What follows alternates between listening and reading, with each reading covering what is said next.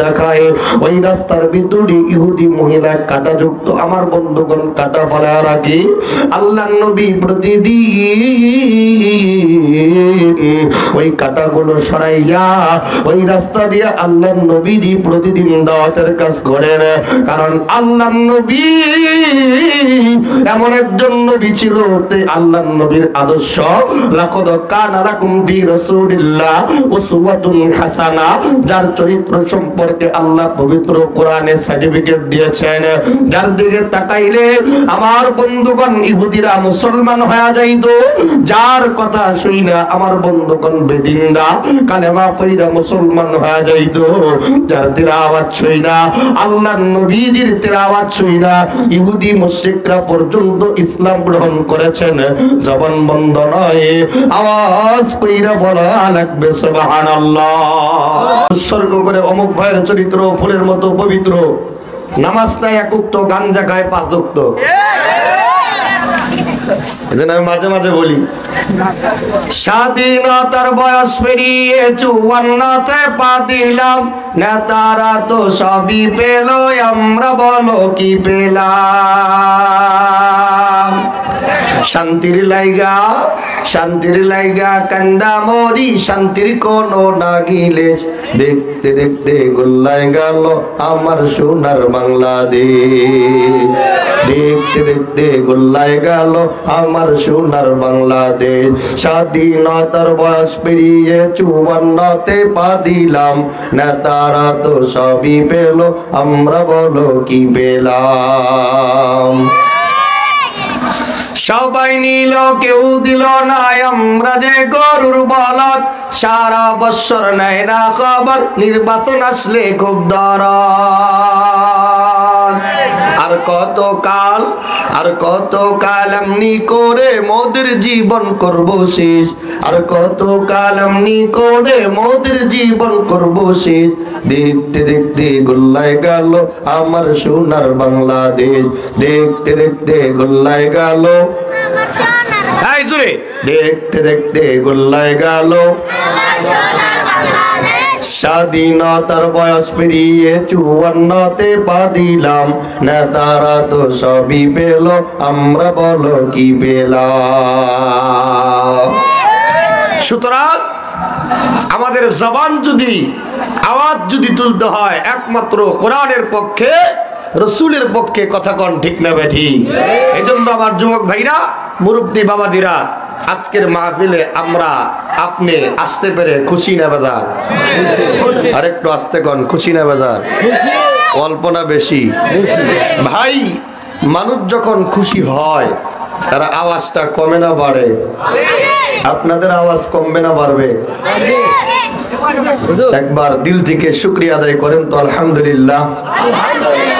আর একটু জোরে বলেন না আলহামদুলিল্লাহ। আপনারা যে কয়জন মানুষ বসছেন একটু বসা যদি সুন্দর করেন আলহামদুলিল্লাহ, আশা রাখি উলামায়ে কেরাম কিছু কথা বলার চেষ্টা করবে ইনশাআল্লাহ।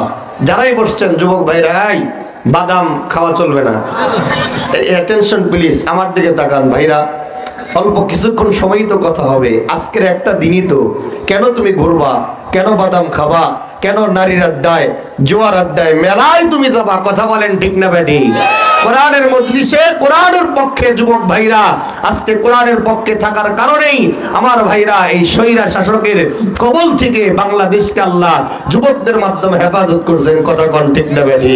সুতরাং এই যুবকদের মাধ্যমে আগামীর ভবিষ্যৎ, ইসলামের ভবিষ্যৎ, সেই যুব সমাজ কখনো গান বাজনা, মেলার আয়োজন, নাটকের আয়োজন করতে পারে না। কথা কন ঠিক না বেটি?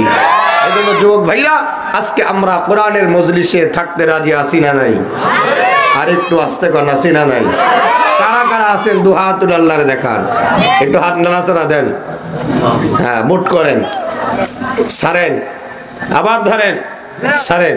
এখন একটাবার আস্তে তাকবীর দিবেন, যাতে করে আপনার তাকবীরের আওয়াজটা এই প্যান্ডেলের বাইরে না যায়। লিল্লাহি তাকবীর। এটা তো প্যান্ডেলের বাইরে বাস্তবেই যায় নাই। কথা কোন ঠিক না বেটি? আমরা নওজোয়ান যুবক, আমাদের যেই নওজোয়ান যেই স্পিরিট, এই স্পিরিটটা ইমানি তাকাজা নিয়ে আরেকটা বার জোরে বলেন আল্লাহু আকবার। হাত নামান, আজকের এই রামকৃষ্ণপুর দোয়াতপাড়া যুব সমাজ ও মসজিদের উন্নয়ন করবে যুব সমাজের কর্তৃক আয়োজিত আজকের এই যার সামনে দাঁড়ায়া মুসলমানরা কথা বলতে পারতো না, কথা বলেন ঠিক না বেঠিক? আল্লাহর নবী যখন দাওয়াতের কাজ শুরু করে দিলেন, ইসলামের কাজ যখন আল্লাহর নবী যুবকদের মাধ্যমে, মুসলমানদের মাধ্যমে যখন মুসলমানের কাছে, যুবকদের কাছে যখন দাওয়াত নিয়ে গেলেন, বলো কুলু লা ইলাহা ইল্লাল্লাহ তুফলিহুন, তোমরা কামিয়াবি হয়ে যাইবা। এই আওয়াজ শোনার পরে আবু জেহেল চিন্তা করলো, মুহাম্মদ যদি এইভাবে দাওয়াতের কাজ করে, মুহাম্মদ যদি এইভাবে দাওয়াতের কাজ প্রচলন চালু করে দেয়, অল্প টাইমের ভিতরে মুহাম্মদ ইসলামকে জিন্দা করবে, আল্লাহ রাব্বুল আলামিন মুসলমানকে জয়যুক্ত করে দেবে। এই জন্য মুহাম্মদকে বাধা দেওয়ার জন্য আবু জেহেল পায়তারা করেছেন। কথা বলেন ঠিক না বেঠিক?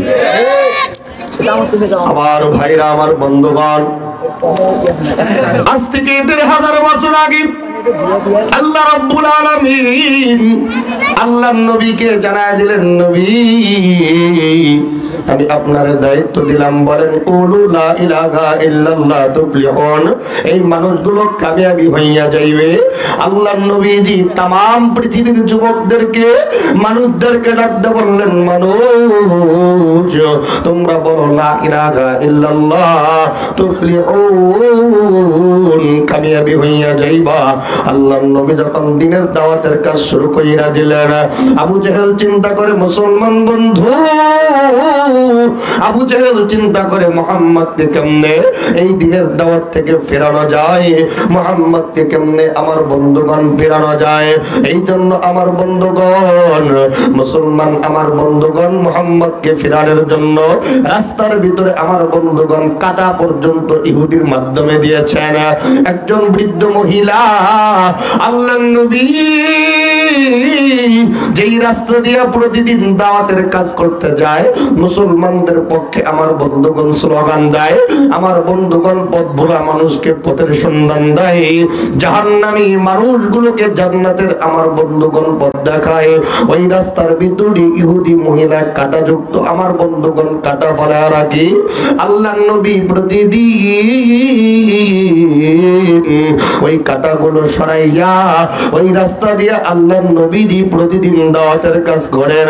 কারণ আল্লাহর নবী এমন একজন নবী ছিল, আল্লাহর নবীর আদর্শ, লাকাদ কানা লাকুম ফি রাসূলিল্লাহ উসওয়াতুন হাসানা, যার চরিত্র সম্পর্কে আল্লাহ পবিত্র কোরআনে সার্টিফিকেট দিয়েছেন, যার দিকে তাকাইলে আমার বন্ধুগণ ইহুদিরা মুসলমান হয়ে যাইতো, যার কথা শুইনা আমার বন্ধুগণ বেদিনরা কালেমা পড়া মুসলমান হয়ে যাইতো, যার তিলাওয়াত শুইনা আল্লাহর নবীজির তিলাওয়াত শুইনা ইহুদি মুশরিকরা পর্যন্ত ইসলাম গ্রহণ করেছেন। জবান বন্ধ নয়, আওয়াজ কইরা বলা লাগবে সুবহানাল্লাহ। আমার ভাইরা, আমার বন্ধু, আল্লাহর নবী যেই রাস্তা দিয়া যাইতেছেন দাওয়াতের কাজ করবেন, বাবাজি বৃদ্ধ মহিলা এই রাস্তার ভিতরে আমার বন্ধুগণ কাটা যুক্ত আমার বন্ধুগণ বস্তু ফালা রাখি। আল্লাহর নবী কেমন একজন নবী, যেই নবীটা ওই কাটাটা সরাইয়া আদর্শ কাকে বলে, আল্লাহর নবী তার জন্য হেদায়েতের দোয়া করে, আল্লাহর নবী তার জন্য দোয়া করে, আল্লাহ আপনি এই মুসলমান আমার বন্ধুগণ ইহুদেরকে আল্লাহ আপনি হেদায়েত দান করেন। কারণ জিবরাইল ডাকতে বললেন, নবীজি আপনি শুধু একবার বলেন, আপনার উপরে যারা হামলা করছে, আপনার উপরে যারা অপবাদ দিছে, আপনার কথার বাইরে চলে গেছে যারা, আমরা তাদেরকে ধ্বংস কইরা দেব। আল্লাহর নবীজি বলেন, না না না, এই মানুষগুলো যদি ধ্বংস হইয়া যায়, আমি নবী কাকে দাওয়াতের কাজ করব, কার কাছে যায় বলবো, বলো কুলু লা ইলাহা ইল্লাল্লাহ তুফলিহুন। আমি নবী কার কাছে যায় দাওয়াতের কাজ করব। এই জন্য নবীজি আমার বন্ধুগণ তাদের জন্য দোয়া করতেন। আল্লাহর নবীজি আমার বন্ধুগণ একদিন থেকে রাস্তার ভিতরে কাটা নাই, রাস্তাটা পরিষ্কার। আমার বন্ধুগণ নবীজি বুঝতে পারলেন বুড়ি কোনো সমস্যায় পড়লো নাকি। আমরা হইলে কি করতাম? তার জন্য বদদোয়া করতাম। কথা বলেন ঠিক না বেঠি? যে লোকটা আসে নাই, যদি অসুস্থ হয়ে থাকে তাহলে লোকটার জন্য বদদোয়া করতাম, লোকটাকে আমরা অপবাদ দিতাম, তার জন্য আমরা কি করতাম? দুশ্মনী করতাম। কিন্তু আল্লাহর নবীর আদর্শ কেমন? আজকে রাস্তায় কাটা নাই, এই জন্য আল্লাহর নবীজি নিজে বুড়ির বাড়ি তালাশ করে করে গেছেন। যাইয়া বুড়ির বাড়িতে যায় দেখে বুড়ি থরথর করে কাঁপতেছে। বুড়ির গায়ে হাত দিয়ে আল্লাহর নবীজি দেখলেন তার গায়ে প্রচন্ড জ্বর। আল্লাহর নবীজি নিজে আমার বন্ধুগণ পানি এনে পট্টি দিয়ে সেবা করে বুড়ির দিকে যখন সুস্থ করলেন, আল্লাহর নবীজির দিকে তাকায়া বুড়ি চিন্তা করলো এটাই যদি মুহাম্মদুর রাসূলুল্লাহ হয়, আর তার চরিত্র যদি এইটা হয়, মুহাম্মদ কখনো বোমাবাজি করতে পারে না, মুহাম্মদ কখনো দুশ্চরিত্র হতে পারে না, মুহাম্মদ কখনো কোনো মানুষের ক্ষতি করতে পারে না, এটাই যদি মুহাম্মদের সার্টিফিকেট হয়, আমি এই মুহূর্তে বুড়ি কালেমা পড়ে মুসলমান হয়ে গেলাম। আমার ভাইরা, আমার বন্ধুগণ, বুড়ি ডাক ডাক রাসূল আপনি আর দেরি করবেন না নবী, আমি বুড়ি আপনার উপরে অনেক জুলুম করেছি।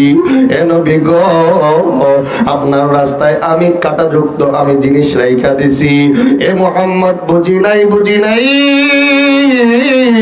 আমি বেয়াদবি করেছি। আপনি নবীর চরিত্র লাকাদ কানা লাকুম ফি রাসূলিল্লাহি উসওয়াতুন হাসানা এমনি ভাবে যখন মুসলমান হইতে লাগলো, আমার বন্ধুগণ আবু জেহেল চিন্তা করলো মুহাম্মদকে কেমনে দুনিয়ার থেকে আমার বন্ধুগণ বিদায় করা যায়। এই মুহাম্মদকে আমার বন্ধুগণ দাইকা আবু জেহেল বলল, মুহাম্মদ আজকের থেকে ইসলামের দাওয়াত দিতে পারবা না, কোরআনের দাওয়াত দিতে পারবা না, মুসলমানের পক্ষে থাকতে পারবা না। আজকের থেকে নবীজি আপনি আর মুহাম্মদের দাওয়াত দিবেন না, আপনি মুহাম্মদ কোরআনের দাওয়াত দিবেন না, আজকের থেকে কোরআনের দাওয়াত বন্ধ করে দিবেন। এ মুহাম্মদ বিনিময়ে আপনার এই রাজ্যের মালিক বানায় দেব, প্রেসিডেন্ট বানায় দেব, আপনার রাজ্য আপনার হাতে তুলে দেব, আপনার নারী দিব, গাড়ি দিব। আল্লাহর নবী ডাক ডাক আমি নারী চাই না, আমি প্রেসিডেন্টগিরি চাই না, আমি এই দুনিয়ার বাদশাহী চাই না, আমি কে আল্লাহ যেই বাদশাহী দিবেন এইটাই হইল সর্বোত্তম বাদশাহী। কথা বলেন ঠিক কি না? আল্লাহর নবীজি ডাক ডাক আবু জিহিল আমি মুহাম্মদ এই কোরআন থেকে দূরে সরতে পারবো না। আবু জেহেল চিন্তা করলো কেমনে বাবাজি, কেমনে মুহাম্মদকে দুনিয়া থেকে দূরে সরানো যায়। এই জন্য গোপনে গোপনে মক্কার বড় বড় লিডার, বড় বড় পণ্ডিতদেরকে একত্রিত করলেন। ওই জায়গায় হযরত ওমরকে আমার বন্ধুগণ ইনভাইট করলেন। বড় বড় পণ্ডিত, বড় বড় লিডারদেরকে আমার বন্ধুগণ আবু জেহেল ইনভাইট কইরা তাদের সঙ্গে পরামর্শ মিটিং করলো কেমনে মুহাম্মদকে দুনিয়া থেকে বিদায় করা যায়। একজন পণ্ডিত ডাক ডাক লিডার জি, এ লিডার আপনি মুহাম্মদকে যদি দুনিয়া থেকে একেবারে বিদায় করতে চান, আপনি মুহাম্মদকে পারবেন না, মুহাম্মদকে হেফাজত করবেন কে? আর একটু জোরে বলেন না কে? ডাক ডাক লিডার রে, আপনি যদি মুহাম্মদকে বিদায় করতে চান, আপনি মুহাম্মদকে কোরআন থেকে দূরে সরাতে চান, এ লিডার আপনি এক নম্বরে মুহাম্মদের দুইটা হাত কাইটা দেন। আর একজন পণ্ডিত ডাক ডাক লিডার রে, মুহাম্মদের হাত কাটলে চলবে না, মুহাম্মদ হাত কাটা অবস্থায় মানুষের কাছে পা দিয়া হাইটা হাইটা দিনের দাওয়াত দেওয়া শুরু কইরা দিবে। আর একজন পণ্ডিত ডাক ডাক লিডার রে, আপনি মুহাম্মদের দুইটা পা কাইটা দেন। মুহাম্মাদের পা যদি না থাকি মুহাম্মদ হাঁটতে পারবে না, দাওয়াতের কাজ বন্ধ হইয়া যাবে। আর একজন পণ্ডিত ডাক লিডার রে, মুহাম্মাদের হাত কাটলে চলবে না, মুহাম্মাদের পা কাটলে চলবে না, মুহাম্মাদের দুইটা চোখ আপনি অন্ধ কইরা দেন, এই দিন দুনিয়া কিছুই দেখতে পারবে না, মুহাম্মদ দাওয়াতের কাজ করতে পারবে না। আর একজন পণ্ডিত ডাক লিডার রে, মুহাম্মাদের হাত কাটলে চলবে না, মুহাম্মাদের পা কাটলে চলবে না, মুহাম্মদকে যদি চোখটা যদি অন্ধ কইরা দেন, মুহাম্মাদের চোখ অন্ধ কইরা দিলে আমার বন্ধুগণ বলুন তো দেখি, অন্ধ নোলার প্রতি মানুষের মায়া কম না বেশি? কম না বেশি? মুহাম্মাদের যদি চোখ অন্ধ কইরা দেন, আর যদি মুহাম্মদ এই অন্ধযুক্ত চোখ লইয়া মানুষের মাঝে যাইয়া যাইয়া যদি বলে আমার চোখ নাই, আমি মুহাম্মাদের হাত নাই, আমি মুহাম্মাদের পা নাই, এ বন্ধু বলুন তো দেখি মুসলমানের মায়া কমবে না বাড়বে? আর একজন পণ্ডিত ডাক দেখায় লিডার রে, আপনি মুহাম্মদকে একেবারে দুনিয়ার থেকে বিদায় কইরা দেন, মুহাম্মদ থাকবে না, দাওয়াত বন্ধ হইয়া যাবে।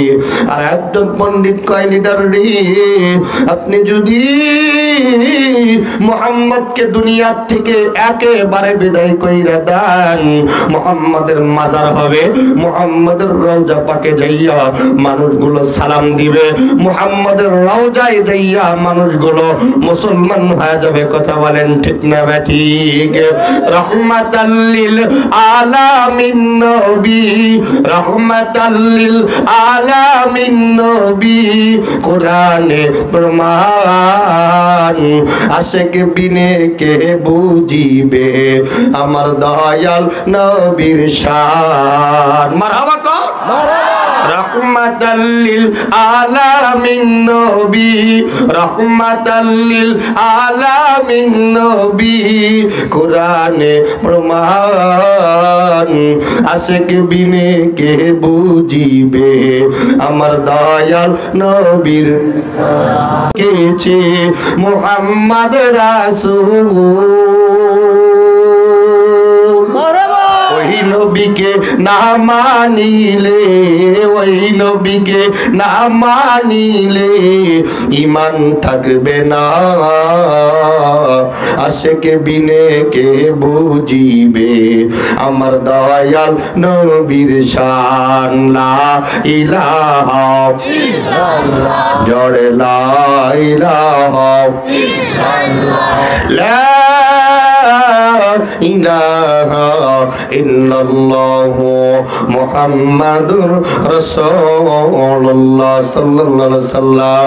আমার ভাইরা, আমার বাবা দিয়ারি, আমার মুসলমান বন্ধু,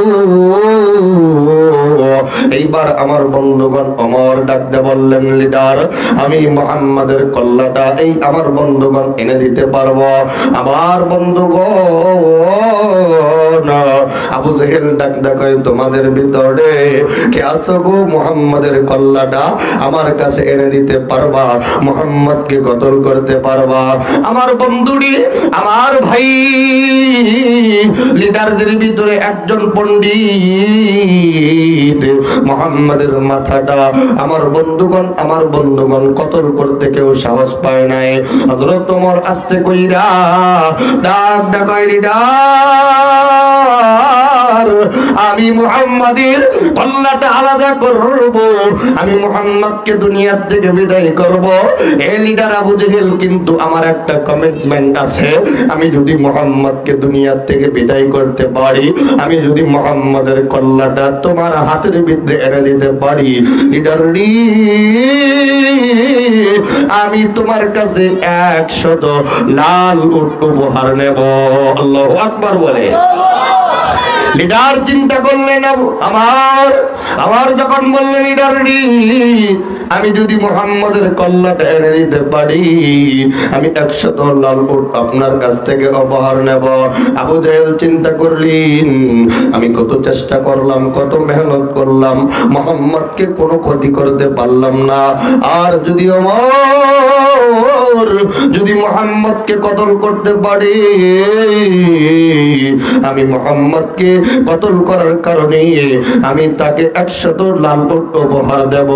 আমার বন্ধুগণ, যেই ওমর 2 দিন আগেও জানে না ইসলামের বিরোধিতা ছিল, 2 দিন আগেও নওজোয়ান যুবক ইসলামের বিরোধিতা করেছে, কোরআনের বিরোধিতা করেছে, ওমরের চুলগুলো ছিল উস্কো ফুস্কো, আমার বন্ধুগণ চুলগুলো আঁকা বাঁকা ছিল, আমার বন্ধুগণ দিন দুনিয়া কোনো কিছু দেখতো না। ওমরের রাগ কিন্তু সাংঘাতিক, ঠিক না ভাই? ঠিক। বিরক্ত হচ্ছেন আপনারা? এই যুবক ভাইরা দেখবেন, কিছু যুবক এমন আছে যাদের চুলগুলো উস্কো ফুস্কো, আছে না নাই? আর জোরে কান, আছে না নাই? এরা আবার দেখবেন এই উস্কো ফুস্কো চুল লইয়া দেখবেন 2টা সাইডে, এইদিকে একটা মারে, এইদিকে একটা মারে, আছে না নাই? আরো জোরে কোন আছে না? এই যুবক ভাইরা আছে না নাই? যারা 90-80 দশকের বাবাজি যারা আছেন, আপনারাই বলুন তো দেখি বাবা, আগে যদি কোনো চোর বাটপার লুচ্চা বদমাশ যদি ধরা পড়তো, তাহলে ওই চোরকে, ওই বাটপারকে শাস্তি স্বরূপ কি করতো? তার মাথার 2 পাশে খুর দিয়া চাইছে দিত। আর কথা কন, ঠিক না ভাই? ঠিক। আপনারা ঠিক কইলেও ঠিক, না কইলেও ঠিক। কথা কন, ঠিক কিনা? এখনকার যুবকরা দেখবেন উস্কো বুস্কো চুল হলে মুরব্বীদের মানতে চায় না, আছে না নাই? আরো জোরে কোন আছে না নাই? চুলের কাটিংয়ের অবস্থা দেখলেই বোঝা যায় ও কয় নম্বরের ছাগলের বাচ্চা। কথা কয় না, কথা কয় না, কথা কয় না। বর্তমানের পোলা মাইয়ার দেখো কি কারবার, লম্বা চুল কাটিয়া আবার মাথায় লাগাই ক্যাপ। ও আল্লাহ রে, কোন দুনিয়ায় পাঠাইলা আমারি, আল্লাহ রে, আল্লাহ রে, কোন দুনিয়ায় পাঠাইলা আমারে। ঠিক না বাটি? হিন্দি গানের টান মারিয়া রাস্তা দিয়া যায়, কারো আবার গানের সুরে বুকটা ফাটা যায়। ও আল্লাহ রে, কোন দুনিয়ায় পাঠাইলা আমারি, আল্লাহ রে, আল্লাহ রে, কোন দুনিয়ায় পাঠাইলা আমারি। বর্তমানের পোলা মাইয়ার সমান সমান মান, মগাই পিছে মগি, সামনে হুন্ডারি ড্রাইভার। ও আল্লাহ রে, কোন দুনিয়ায় পাঠাইলা আমারি, আল্লাহ রে, আল্লাহ রে, কোন দুনিয়ায় পাঠাইলা আমারি। কথা বলেন ঠিক কিনা? আর একটু জোরে বলেন ঠিক কিনা? বাবাজি আমার ডাক দেখায় আবু জেহেল রে, আমি যদি মুহাম্মদকে হত্যা করতে পারি, আমি কিন্তু 100 লাল উট তোমার কাছ থেকে উপহার নেব। আমার চইলা গেলেন, বাড়িতে যাইয়া আমার বিবিরে ডাক দেখায়, বিবি রে, ঘরের ভেতর থেকে আমার ওই তরবারিটা আমার হাতের ভিতরে দাও। আমার বিবি ডাক দেখায়, আমার রে, আপনি তরবারি দিয়া কি করবি? যুদ্ধের তো আমার বন্ধুগণ মশাল শুরু হয় নাই, আপনি তরবারি কেন নেবেন? আমার ডাক দেখায়, বিবি রে, আমি মুহাম্মদকে হত্যা করব, আমি মুহাম্মদকে কতল করব, মুহাম্মদকে আমি দুনিয়ার থেকে বিদায় কইরা দেব। আমার বিবি ডাক দেখায়, নবীজির কোনো দোষ নাই। আমার বিবি ডাক দেখায়, আমার যেই মুহাম্মদের মা নাই, যেই মুহাম্মদের বাবা নাই, যেই মুহাম্মদ একজন ভালো মানুষ, একজন চরিত্রবান যুবক, একজন আদর্শবান যুবক, একজন আখিরি নবী। কথা বলেন ঠিক না বেঠিক? আমার নবী ডাক দেখায়, আমার রে, আপনি মুহাম্মদকে হত্যা করবেন না, আপনি মুহাম্মদের কোনো ক্ষতি করতে পারবেন না। আমার বিবি আমার বন্ধুবান তরবারি দিয়া দিলা। 2 দিন আগেও যেই অমর যুবক মানুষ, আমার বন্ধুগণ শরীর রক্ত গরম, এই জন্য মুহাম্মদকে হত্যা করতে যাবে। বলুন তো দেখি হেদায়েতের মালিক কে? আর একটু জোরে কন্যা হেদায়েতের মালিক কে? আমার আল্লাহ নবীজিকে হত্যা করার জন্য আল্লাহ নবীজির দরবারে যখন যাইতেছে, হেদায়েতের মালিক তো একমাত্র আল্লাহ। আল্লাহ নবীজি দোয়া করলেন, আল্লাহ দুইটা আমার বন্ধুগণ বড় শক্তিশালী ব্যক্তি, আমার বন্ধুগণ আবু জেহেল ওমরের ভিতর থেকে দুইজনের একজন যদি ইসলামের জন্য আল্লাহ আপনি কবুল কইরা নেন, আমি মুহাম্মাদের দাওয়াতের কাজ করতে বড় সহজ হইয়া যায়। বলুন তো দেখি আল্লাহ নবীর দোয়া আমার আল্লাহ কবুল করবে কি করবে না?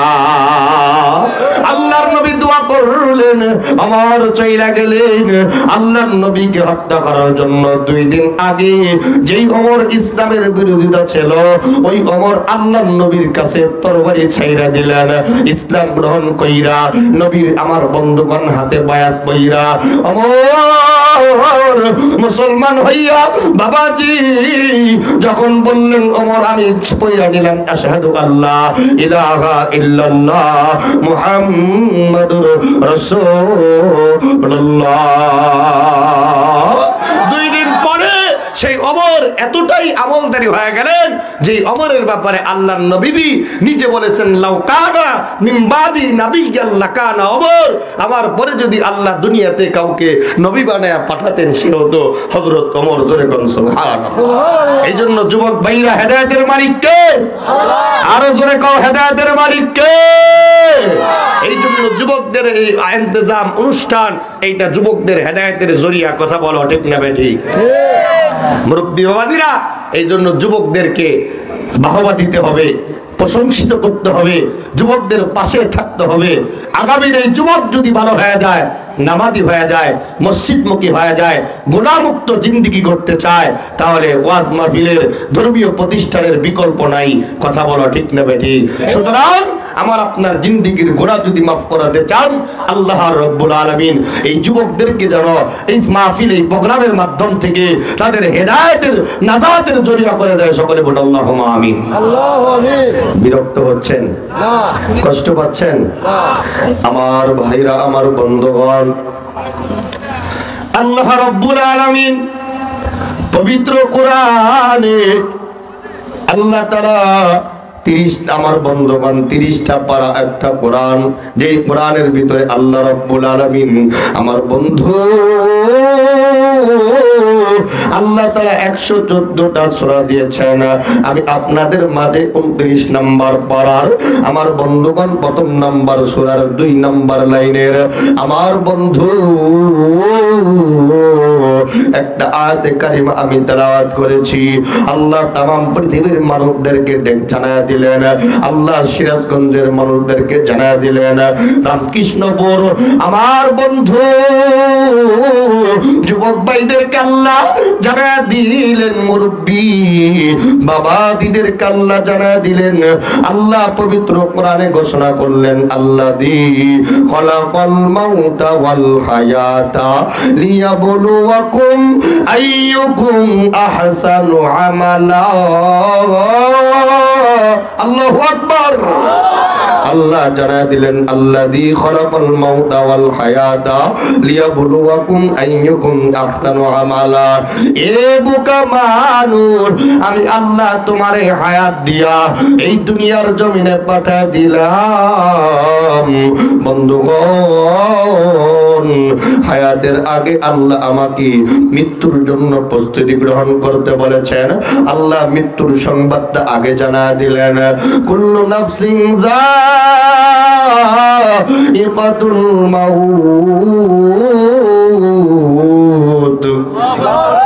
সুম্মা ইলাইনা তুরজাউন। আল্লাহু আকবার। আমার ভাইরা, আমার বন্ধুগণ, আল্লাহ রাব্বুল আলামিন तमाम पृथिवीर मानुषदेरके जाना दिलेन मानुषरी कुल्लु नाफ्सिन दाइकातुल मौत আমি আল্লাহ হায়াতগিরি মরণ থেকে যতই পালাও না কেন মরণ তোমাকে আমার বন্ধুগণ পাকড়াও করে ধরবে। আল্লাহ পবিত্র কোরআনে জানায়া দিলেন আইনামা তাকুনু ইদরিকুমুল মাউতু ওয়ালাউ কুনতুম ফি বুরুজিম মুশাইয়াদা। আল্লাহ জানায়া দিলেন এ বোকা মানুষ আল্লাযী খালাকাল মাউতা ওয়াল হায়াতা লিয়াবলুয়াকুম আইয়ুকুম আহসানু আমালা। আমি আল্লাহ তোমাদেরকে হায়াত দিয়া দুনিয়ার জমিনে পাঠায় দিলেন কে? আল্লাহ। হায়াতের মালিক কে? আল্লাহ। মওতের মালিক কে? আল্লাহ। তুমি ইচ্ছে করলে মারতে পারো, পারো বাঁচাতে। এখন আমার জীবন মরণ মাওলারি হাতে। মারহাবা কর। আমার শীতানেতে দুঃখ, আমার পৈঠানেতে দুঃখ, দুঃখ ডানে বামি। এখন আমার জীবন মরণ আল্লাহ নবীর নামে। মারহাবা। আমার ভাইরাম, আমার বন্ধুগণ, আল্লাহর নবী বলেন এই দুনিয়াটা চিরদিন থাকার জায়গা না, এইটা আমার আপনার জন্য পরীক্ষার হল। এ বন্ধু, এই জন্য হায়াত নামক জিন্দেগি আল্লাহ আমার আপনারে দান করলেন। এই মুরব্বী কতদিনের হায়াত পাইলেন বাবাজি? এ যুবক বন্ধু, তুমি কতদিনের হায়াত পাইলা? তোমার মতো কত যুবক রাস্তায় অ্যাক্সিডেন্টে মারা যায় কি যায় না? হ্যাঁ যুবক, আওয়াজ দিয়ে বলা যায় কি যায় না? কত যুবক দুর্ঘটনায় মারা যায়, কত মুরব্বী মৃত্যুর সঙ্গে পাঞ্জা লড়তেছে ঘরের ভিতরে বইরা, আজরাইল তারে ধরে নাই। কিন্তু একজন যুবক আমার বন্ধুগণ রোড অ্যাক্সিডেন্টে, আমার বন্ধুগণ দুর্ঘটনায় মারা গেল। আমার বন্ধুগণ মরণ এমন একটা, আমার বন্ধুগণ আমার মেডিসিন যেই জায়গায় লেখা আছে ওই জায়গায় তোমাকে মৃত্যুবরণ করা লাগবে। যেই অবস্থায় তোমার মৃত্যু লেখা আছে ওই অবস্থায় তোমার মৃত্যুবরণ করা লাগবে। মরণ থেকে যদি আপনি পালায়ন কইরা লোহার প্রাচীরের ভিতরে ঢুকে কাচের ভিতরে যদি ঢুকে যান, বলুন তো দেখি মরণ আপনারে ধরতে পারবে কি পারবে না? মরণ এমন একটা বিধি আমার বন্ধুগণ, আপনার বাবা এই দুনিয়ার জমিনে নাই। এ বাবাজি বলুন তো দেখি হায়াতের জিন্দেগিতে যতদিন আপনার বাবা এই দুনিয়ার জমিনে জীবিত ছিল, আপনার বাবা এই মসজিদে নামাজ পড়তো, কথা কোন ঠিক না বা ঠিক? কিন্তু আপনার বাবা নাই, এই মসজিদ আজও আছে না নাই? আপনার মা নাই, কিন্তু এই এলাকার কত মা বেঁচে আছেন, আপনার বাবা নাই। এই এলাকার কত বাবা বেঁচে আছেন। বাবাজি একদিন কিন্তু আমি আপনিও থাকবো না। এই দুনিয়া আমার বন্ধুগণ থাকার জায়গা না, এই দুনিয়া হইল মুসাফির খানা। ইয়া হাম পর মুসাফির হায় কোই আখের ঠিকানা, কোই আগে রওয়ানা হয় কোই পিছে রওয়ানা। আল্লাহু আকবার বলেন, আর একটু জোরে বলেন না আল্লাহু আকবার। আমার ভাইরাও, আমার বন্ধুগণ, এই জন্য আল্লাহ ডাকতে কয় বোকা মানুষ, আমি আল্লাহ হায়াত দিলাম, কিন্তু হায়াত পাওয়ার পরে তুমি হায়াতে জিন্দেগিতে ইবাদত করলা না। বাবাজি আপনার জিন্দেগিতে আপনি নামাজ পড়েন নাই। এ যুবক বন্ধু, তুমি এখন পর্যন্ত কেন মসজিদে যাও নাই? তোমার তো সময় আছে তাওবা করার, তোমার তো সময় আছে পরিবর্তন জিন্দেগি করার। কথা বলেন ঠিক না ঠিক? এ বন্ধুগণ, বাবাজি এই জন্য যুবকদেরকে বলবো, যুবক ভাইরে আর গুনাহের দিকে দৌড়াইলে চলবে না, আর গান বাজনার দিকে দৌড়াইলে চলবে না। এখন থেকে তোমাদের দৌড় হবে মসজিদ। কথা বলেন ঠিক না ঠিক? এখন থেকে তোমাদের দৌড় হবে মাদ্রাসা, তোমাদের দৌড় হবে মক্তব, তোমাদের দৌড় হবে আমার বন্ধুগণ মসজিদের ইমাম। কথা কোন ঠিক না ঠিক? বাবাজি এই জন্য বলুন তো দেখি, এই হায়াত আল্লাহ যে হায়াতের নামক দৌলত আমাকে আপনারে দান করছেন, এই হায়াতে জিন্দেগিতে ইবাদত করা দরকার আছে না নাই? মইরা গেলে কি ইবাদত করা যাবে? মরার পরে ইবাদত করার সুযোগ আছে? আপনার আজ কাকাম কাল পর না আডালো, আজকে আপনি নামাজ পড়বেন, আপনি বলেন আপনি কাল দাঁড়িয়ে রাখবেন, কিন্তু কালকে আপনি বাঁচবেন এর কোনো গ্যারান্টি? আপনি ফজরে বললেন ফজরের নামাজে যাব না, আমি জোহরের নামাজে যাব, বলুন আপনি কি জোহর পর্যন্ত হায়াত পাবেন? এর কোনো গ্যারান্টি আছে? আপনার আমার বন্ধুগণ রশিটা আল্লাহ উড়াইয়া দিছেন, গুড্ডিটা আমার বন্ধুগণ আসমানে ঘুরতেছে, কখন জানি আপনার আজরাইল আপনার পেছন থেকে ডাক দিবে। বন্ধুগণ এই জন্য আজরাইল আলাইহিস সালাম আসার আগে, মৃত্যু আমার সামনে উপস্থিত হওয়ার আগে আমার আপনার জিন্দেগিকে আমার বন্ধুগণ আমল দ্বারা ইবাদত দ্বারা বন্দেগি করা দরকার আছে না নাই? আছে। বোঝেন নাই? আছে না? আছে না? দুইজন কয় আছে, আর সবাই বসে আছে কয় হুজুর যদি ইবাদত করা লাগে, কি বলেন ইবাদত করা দরকার আছে না নাই? নাকি মইরা গেলে ইবাদত করা যাবে? মরার পরে আপনার কবরে ইবাদতের সুযোগ আছে? মরার পরে আপনি যতই এখন বাঁকা পথে চলেন, এদিক সেদিক চলেন, অনেক পথ অবলম্বন করেন, মত অবলম্বন করেন, অনেক বিষয়বস্তু আপনি বলেন, কিন্তু মরার পরে আপনি যতই বায়াম মাছের মতো দুনিয়াতে হুজুরকে আপনি কাটা গেলেন, আপনার মারফতি বেশ দিয়া, আপনার মুখের চাপা দিয়া আপনি হুজুরের সাথে পাল্লা লড়লেন, নামাজের সাথে পাল্লা পাঞ্জা লড়ে আপনি দুনিয়াতে জয়যুক্ত হলেও মরার পরে কিয়ামতের ময়দানে আপনার হিসাব দেওয়া লাগবে কি লাগবে না? তখন আপনার কেমন হবে? হিসাবটা আপনার কেমন হবে? আপনার সামনে উপস্থিত আপনার কিতাব, আপনার আমলনামা, আপনার সবকিছু, বাবা সবকিছু আপনার সামনে উপস্থিত থাকবে। বলুন যে হায়াত আল্লাহ আপনারে দিবেন, এই হায়াতের পাই পাই করে হিসাব আল্লাহ রাব্বুল আলামিনের দরবারে দিতে হবে। কারণ 1 ইঞ্চি পরিমাণ আপনার হিসাব কম হবে না, 1 ইঞ্চি পরিমাণ বেশিও হবে না। যতটুকু আপনি করেছেন ততটুকুই আপনার হিসাব দেওয়া লাগবে। আপনি মায়ের কোল থেকে, আপনি পেট থেকে যখন দুনিয়াতে আগমন করছেন, এই করাটা থেকে নিয়ে মৃত্যু পর্যন্ত আপনার এই গোটা জিন্দেগি 70, 80, 60, 65 যতদিন আপনি হায়াতের জিন্দেগি থাকবেন, এই প্রত্যেকটা জিন্দেগি সময়ের আল্লাহ তাআলা হিসাব আল্লাহর দরবারে দেওয়া লাগবে। আর গোটা জিন্দেগিটাই আল্লাহর কাছে ক্যামেরা বন্দী। জোরে কোন সুবহানাল্লাহ। সুবহানাল্লাহ। বিশ্বাস হয় না? বিশ্বাস হয় না? আল্লাহ ডাক দিয়ে বললেন মাকারু ওয়া মাকারাল্লাহ ওয়াল্লাহু খায়রুল মাকিরিন। আরেকটু জোরে। আমার ডান কাঁধে বাম কাঁধে ফেরেশতা আছে না নাই? কিরামান কাতিবিন ইয়ালামুনা মা তাফআলুন। আমার বাম কাঁধে ডান কাঁধে আল্লাহ ফেরেশতা রাখছি, আর বান্দা যত মক্কর করো সব মক্কর আল্লাহ আগেই জানে। আল্লাহ ফেরেশতার মাধ্যমে সব রেকর্ড করতেছে। বাবাজি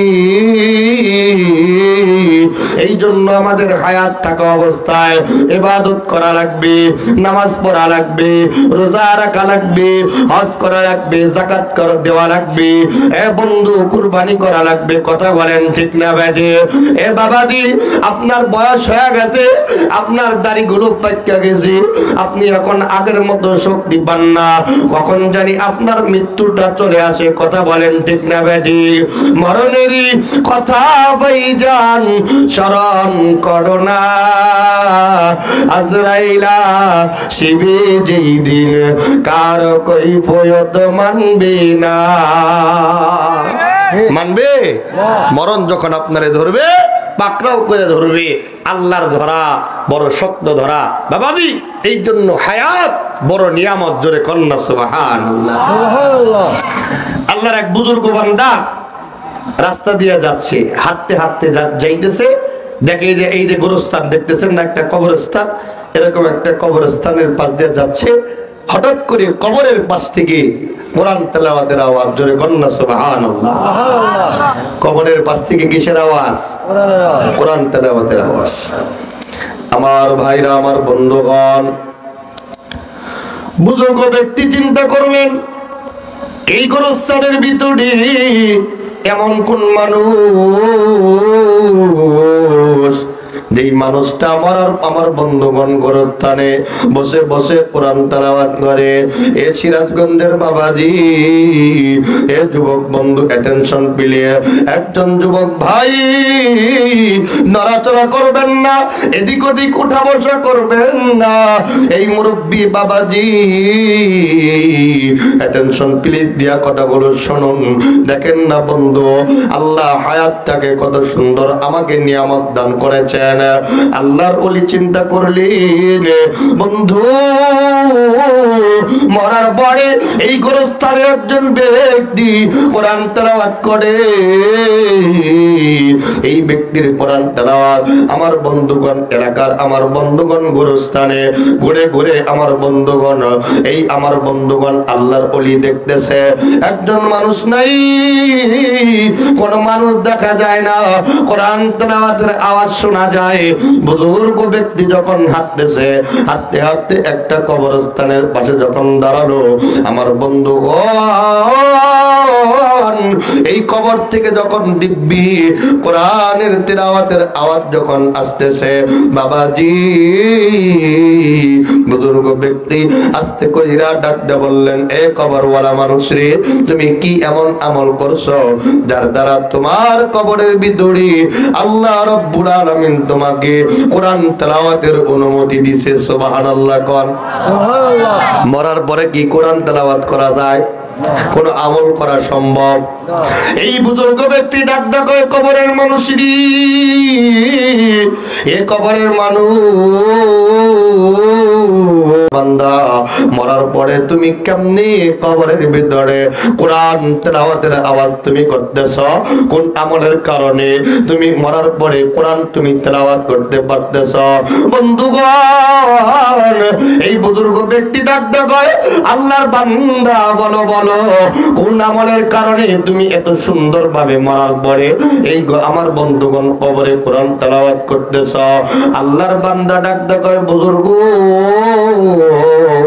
আমি যখন মইরা গেলাম, মরার পরে কবরের ভিতরে আমাকে যখন মুনকার নাকির আইসা প্রশ্ন করলেন, বাবাজি বলো আমার রব্বুকা তোমার রবকে, আমার দিনুকা তোমার দিন কি, আমার নবিয়ুকা তোমার নবীকে। আমার ভাইরা, আমার বন্ধুগণ, যুবক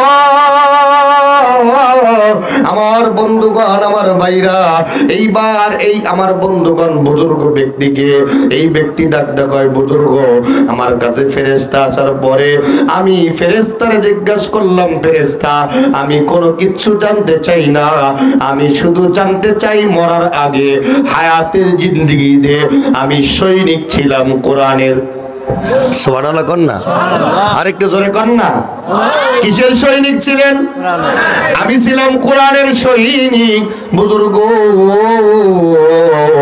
আমি এই জন্য যখন সব হিসাবগুলো আমি যখন জবাব দিয়া দিলাম, ফেরেশতারে ডাকতে বললাম, ফেরেশতারে আমি আল্লাহর কাছে একটা আরজি জানাই, আমি মরার পরে আমি যখন হায়াতে জিন্দেগিতে কোরআন পড়তাম, কোরআন মুখস্থ করতাম, কোরআনের পক্ষে থাকতাম, মইরা যাওয়ার পরে আমার বন্ধুগণ কিয়ামতের আগ পর্যন্ত এত লম্বা টাইম কবরের ভিতরে আমি কেমনে থাকবো?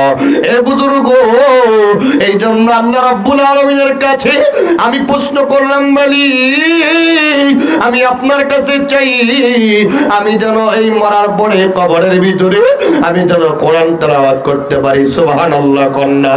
আল্লাহ রাব্বুল আলামিন এই বান্দাকে ডাকতে বললেন, বান্দা তুমি যেই তো জীবিত থাকা অবস্থায় হায়াতের জিন্দেগিতে কোরআনের পাগল ছিলা, কোরআনের পক্ষে ছিলা, আমি আল্লাহ তোমারে ওয়াদা দিলাম কিয়ামতের আগ পর্যন্ত এই কবরের ভিতরে তুমি বসে বসে কোরআন তেলাওয়াত করবা। বুজুর্গ ব্যক্তি ডাক ডাক কবরবাসী, কতদিন যাবত তুমি কোরআন পড়ো? বলে আমি এই কোরআনের এই কবরের ভিতরে আমি 40,000 বছর। সুবহানাল্লাহ কর। 40,000 বছর পর্যন্ত আমি এই কবরে কোরআন তেলাওয়াত করতেছি। বুজুর্গ আমার বন্ধুগণ বললেন সুবহানাল্লাহ, আশ্চর্য হয়ে গেলেন আমার বন্ধুগণ। বুজুর্গ সুবহানাল্লাহ বলার পরে এই বুজুর্গকে এই মৃত ব্যক্তি ডাক দেখায়, বুজুর্গ তুমি যে একবার হায়াত থাকা অবস্থায়, বেঁচে থাকা অবস্থায় একবার যে সুবহানাল্লাহ বলছো, আমি 40 বছর আমার বন্ধুগণ এইখানে কোরআন তেলাওয়াত করতে কইরা আমার বন্ধুগণ যে সওয়াব আমি অর্জন করতে পারি নাই, তোমার হায়াত থাকা অবস্থায় একবার সুবহানাল্লাহ বলার কারণে তোমার তার চাইতে আল্লাহ তোমারে সওয়াব দিয়েছে। এই জন্য হায়াতের এত দাম। কথা বলেন ঠিক না ঠিক? এই জন্য আল্লাহ ডাকদা কয়, বোকা মানুষ, আমি আল্লাহ তোমার হায়াত দিলাম। বলুন এই হায়াত থাকা অবস্থায় আপনার বাবার জন্য মায়ের জন্য হাদিয়া পাঠানো দরকার আছে না নাই? আছে বাবাজি। এ যুবক বন্ধু, এ ভাই, আমি জানি না কার জানো মা অন্ধকার কবরে শুয়ে আছে, আমি জানি না কার বাবা নাই। মুরব্বি অ্যাটেনশন প্লিজ, 10-15 মিনিটের ভিতরে আমি বন্ধুগণ আমার বন্ধুগণ কাঙ্ক্ষিত কাজে আমি চলে যাব, আমার লক্ষ্যে চলে যাব। একজন বাবাজিও আমার বন্ধুগণ উঠাউঠি করবেন না। বলুন তো দেখি বন্ধু,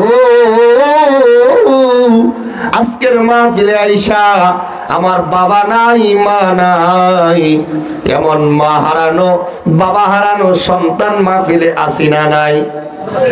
কম না বেশি? হ্যাঁ, বহু।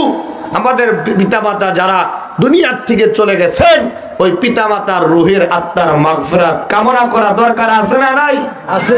তারা আজকে হায়াত নাই, চলে গেছে, তাদের মৃত্যু হওয়ার কারণে ইবাদত বন্ধ হয়ে গেছে।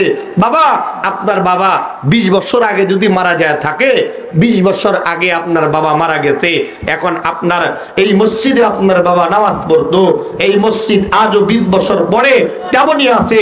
মসজিদে আজান হয়, প্রতিদিন 5 বার জিকির হয়, নামাজ হয়, কিন্তু আপনার বাবা আর নাই। কথা কোন ঠিক না বেঠিক?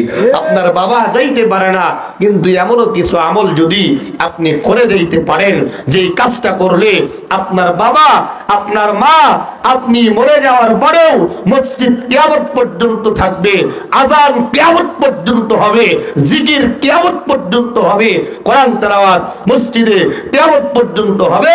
আপনার পিতামাতার আমলে কবরে আল্লাহ তাআলা কিয়ামত পর্যন্ত সদকায়ে জারিয়া আল্লাহ পৌঁছায় দিবে। জোরে কোন সুবহানাল্লাহ। এই জন্য হায়াত থাকা অবস্থায় আপনার এখন টাকা আছে, সম্পদ আছে, এই সম্পদ দেওয়ার মালিক কে? আল্লাহ। আরেকটু আস্তে কোন, আরেকটু জোরে কোন। 2 জনে কয়, 3 জনে কয় না। আল্লাহর নাম নিলে কি গুনাহ হবে? না। এই সবাই সমস্যরে একবার জোরে বলেন না, সম্পদ দেওয়ার মালিক আল্লাহ, ছিনিয়ে নেওয়ার মালিক আল্লাহ, ধনী বানানোর মালিক আল্লাহ, গরিব বানানোর মালিক আল্লাহ। আল্লাহ সবকিছুকে আল্লাহ। তাহলে সম্পদ দিছে আল্লাহ আপনারে, আল্লাহ আপনারে ধনী বানাইছে, আল্লাহ আপনার বাবা মা কবরে চলে গেছে। বাজার এই যুব সমাজ এই মসজিদের উদ্যোগে উন্নয়ন করবে, যুবকদের উদ্যোগে যে মাহফিল, বলুন তো দেখি এই মসজিদের জন্য আমাদের কিছু করা দরকার আছে না নাই? আছে। আরেকটু আস্তে কোন। বাবাজি, মা বাবার আত্মার মাগফিরাত কামনার্থে একজন মানুষ আমি দেখতে চাই।